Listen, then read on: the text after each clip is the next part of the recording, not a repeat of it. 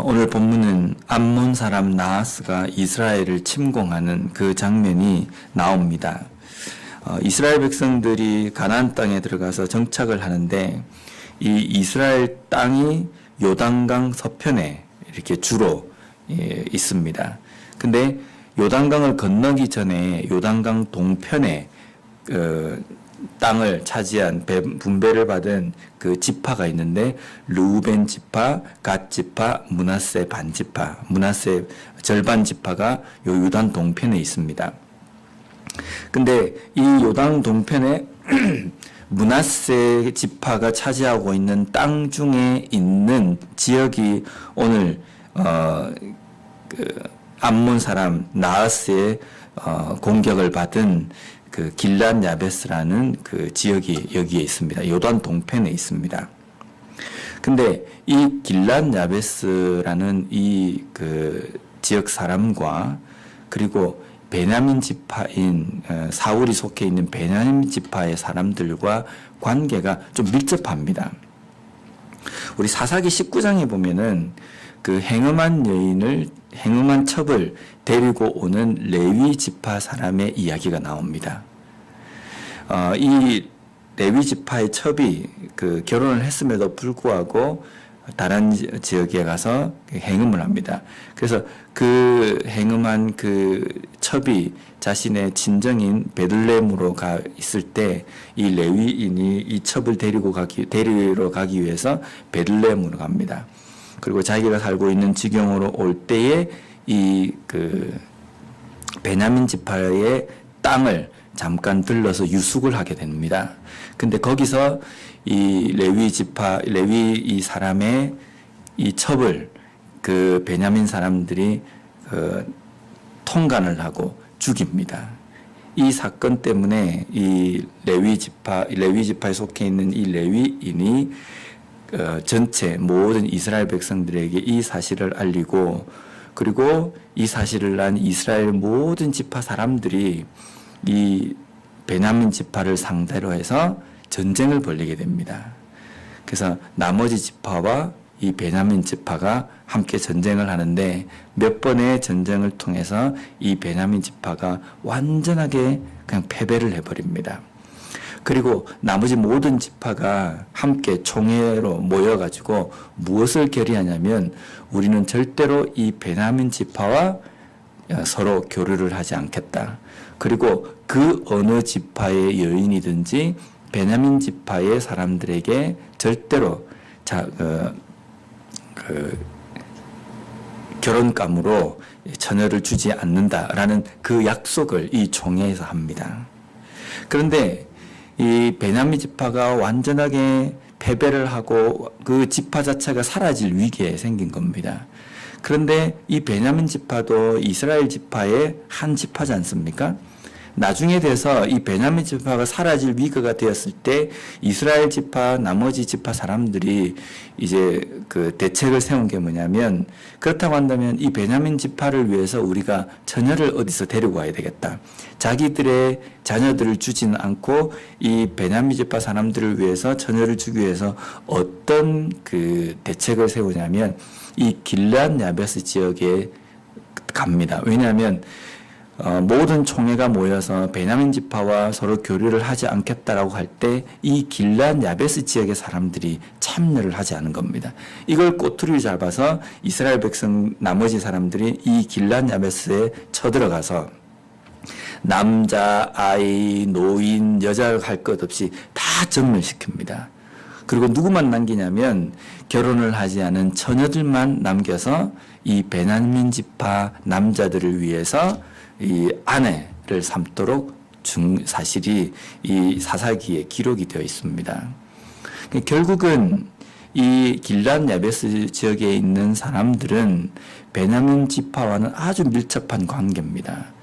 그래서 지금 이 길랏 야베스 지역의 사람들이 암몬 사람의 침공을 받았다라는 것은 사울의 입장에서는 자기의 지파 사람들이 공격을 받은 것과 똑같습니다.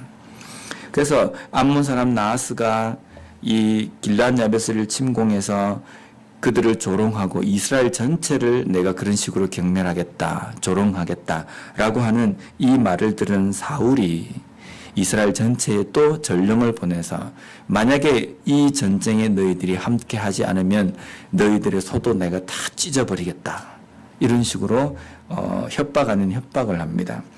그래서 결국은 모든 이스라엘 지파 사람들이 모여서 이 암몬 사람과 전쟁을 합니다. 전쟁을 해서 사울이 이 암몬 군대를 다 전멸을 시킵니다. 이 일들이 오늘 본문에 쭉 기록이 되어 있습니다. 기록이 되어 있으면서 사울이 이렇게 한 것은 하나님의 영이 감동을 했고 하나님께서 그에게 힘을 주셨다, 이런 표현이 적혀 있습니다. 적혀 있고 이제 12절에 넘어가면서 어떤 내용이 나오냐면 사울이 전쟁에서 이기는 모습을 보고 이스라엘 백성들이 볼 때에 야, 이제 왕감이구나, 확실하게 왕으로 이제 세워도 되겠구나 라는 생각에 어떤 제안을 하냐면 사무엘에게 사울이 어떻게 우리를 다스리겠냐라고 빈정대던 그 사람들을 우리가 다 끄집어냅시다. 다 추려가지고 이 사람들을 다 죽여버립시다. 이렇게 사울이 우리에게 정말 적합한 왕이고 암몬으로부터 우리를 구원을 해냈는데 어떻게 그런 말을 한 사람이 살아있을 수 있겠느냐. 그래서 우리가 다 추려내서 다 죽입시다 라고 제안을 합니다. 그럴 때 사울이 뭐라 그러냐면 오늘은 하나님께서 우리에게 승리를 주신 날이기 때문에 우리가 누군가를 죽여서는 안 된다라고 이렇게 그것을 말립니다.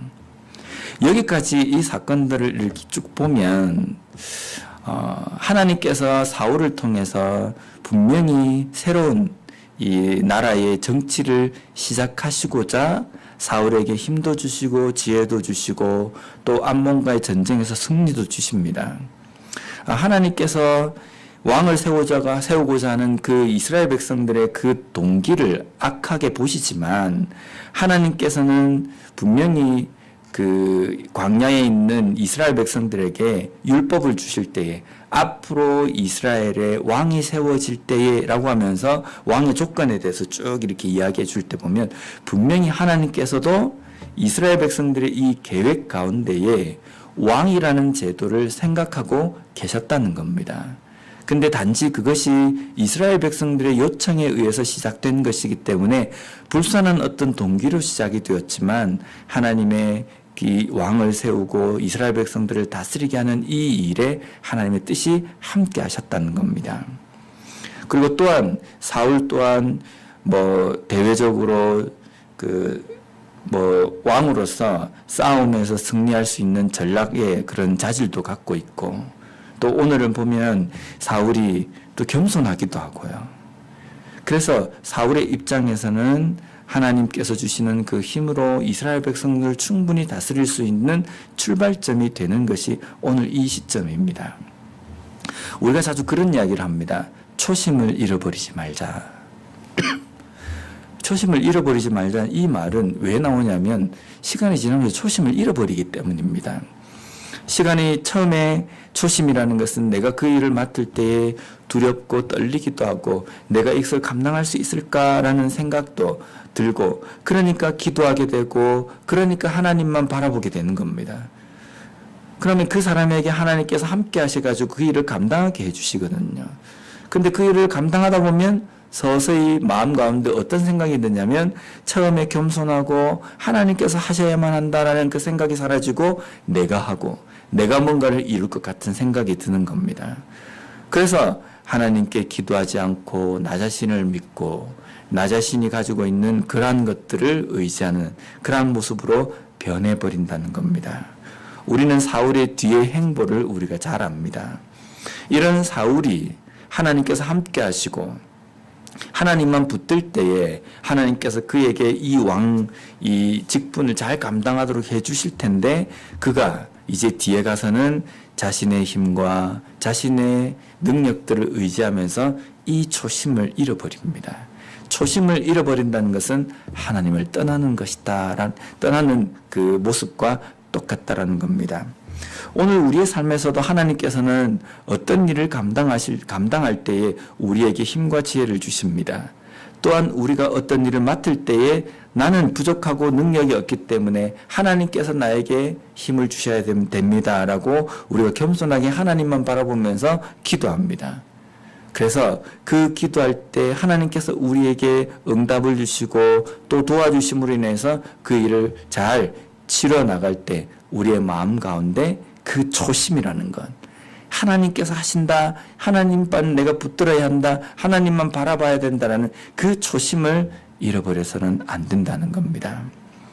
우리의 삶 속에 하나님께서 주시는 그 일을 잘 감당하는 방법은 바로 이것입니다. 나에게 처음 주셨던 겸손한 모습, 나에게 처음 주셨던 하나님만 의지하는 그 모습, 그것을 우리가 잊어버리지 않고 우리가 온전히 붙들고 우리에게 주어진 그 사역을 온전히 감당하는 우리와 우리 교회가 되었으면 좋겠습니다. 기도하겠습니다.